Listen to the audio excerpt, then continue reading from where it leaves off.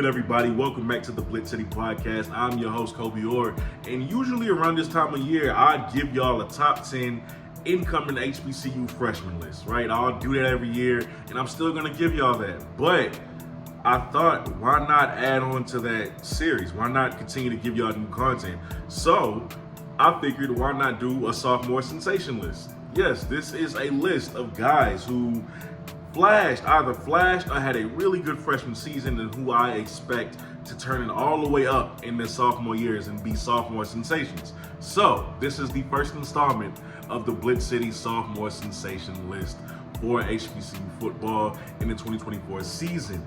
First, I want to start with a guy who I have very high expectations for, a guy who I have hyped up pretty much, and I'm still living up to it. I still have those expectations for him.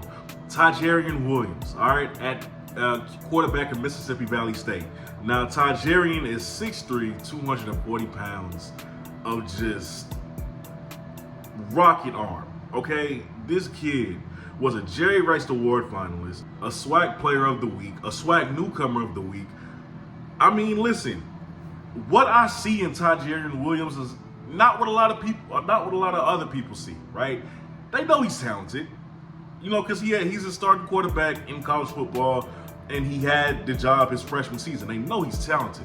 But what I see in him is what other people don't see in him. I see the potential. I think he could be one of the best quarterbacks in the SWAC because I've seen him make throws throughout the season, and I say to myself, wow, if he could do that consistently, if they could get him some weapons, if they could get better pieces around him, and clean some things up in his game, who knows what this kid can be? I see the potential.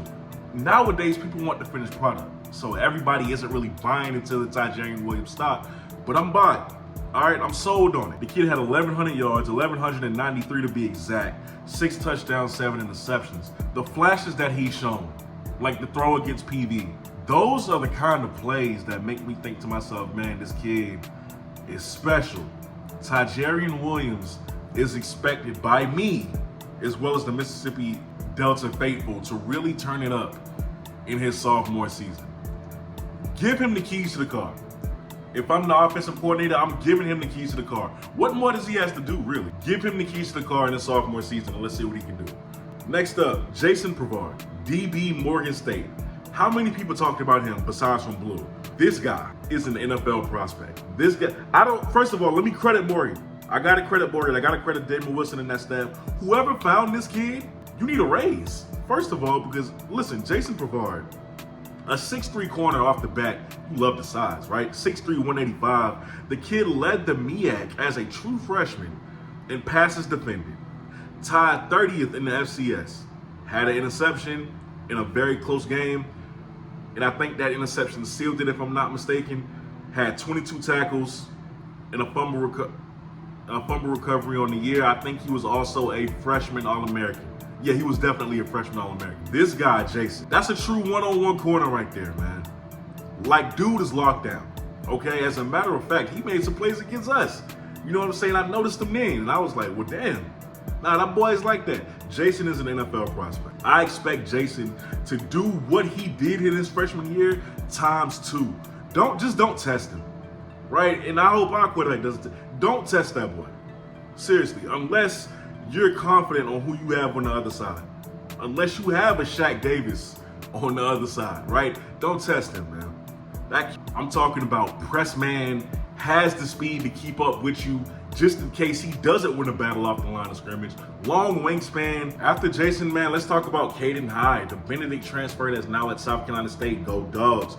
Kaden High at 5'10", 160 pounds was one of the best, if not the best, freshman in the HBCU in Division II football last year. Let's just be honest about it. 47 receptions, 781 yards, 9 touchdowns, and average 16.62 yards a catch.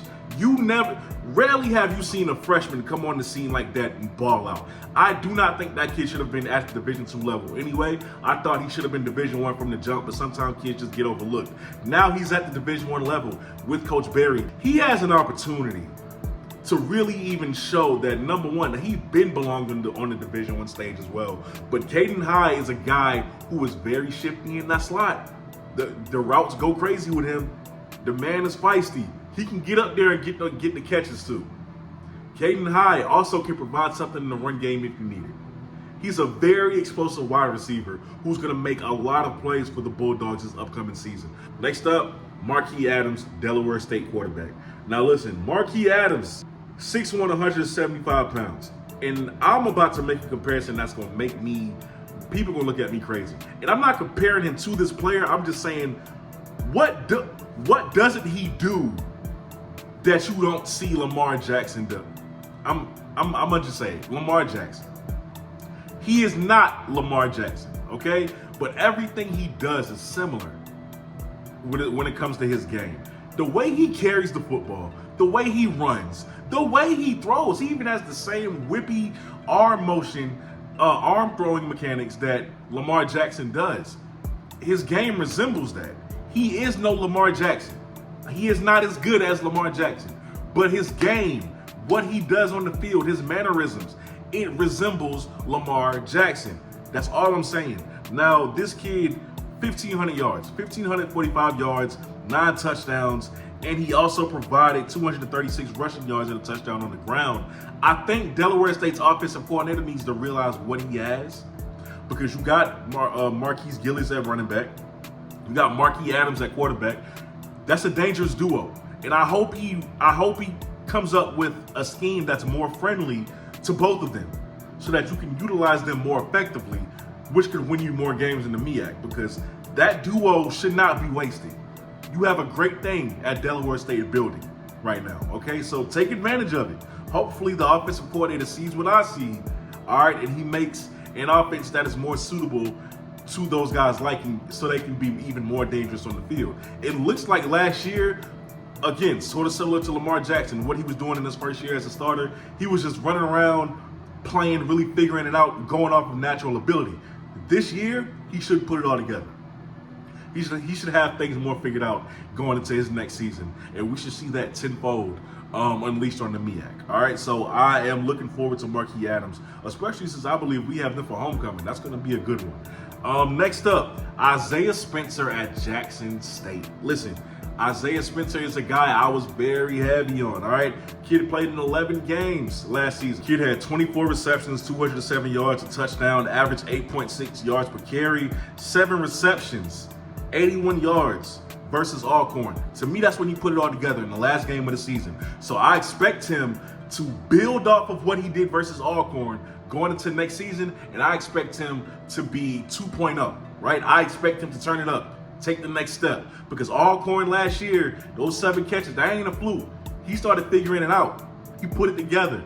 Next year is going to be his year. I can't wait to see it. And last but most certainly not least, we are going back to Mississippi Valley, where Jackson Davis, that tight end, 6'5", 210 pounds, monster, right? Monster, dude. The fact that Valley's done a great job, right, as far as recruiting goes. See, Jackson Davis, again, 6'5", 210. That boy, that's a nice size, all right? 36 receptions last season. 466 yards, if I'm not mistaken, and 2 touchdowns on the ground. 2 touchdowns. Averaged 11 yards a carry. Averaged 11 yards a catch. He was a very big target, a very reliable target for Tajerian. I love that duo that they have going, and they got 3 more years together, so that's going to be something to look out for, especially next season. I expect him, along with Tajerian, to put it together because they can feed off of each other. I hope they roommates, to be honest with you, because I want to see that chemistry develop between them next season. But him and Tajerian should be on one accord. I love the way Jackson high points that ball. It doesn't matter if Tajerian throws a high ball. The kid has the wingspan to snag it out of the air, and that's exactly what he does. So listen, this is my list for sophomore sensations. There are 2 other guys, Quavion Davis at Jackson State, an offensive lineman, and Eskridge at Norfolk, who is another offensive lineman. I don't really watch. I know of them. I know how good they are. I've seen them play. I just don't really pay attention all the time to offensive linemen, so that's why they weren't talked about to the fullest extent in this video, but those two are on my list as well for guys you should watch and guys that should have a sophomore sensational type of season.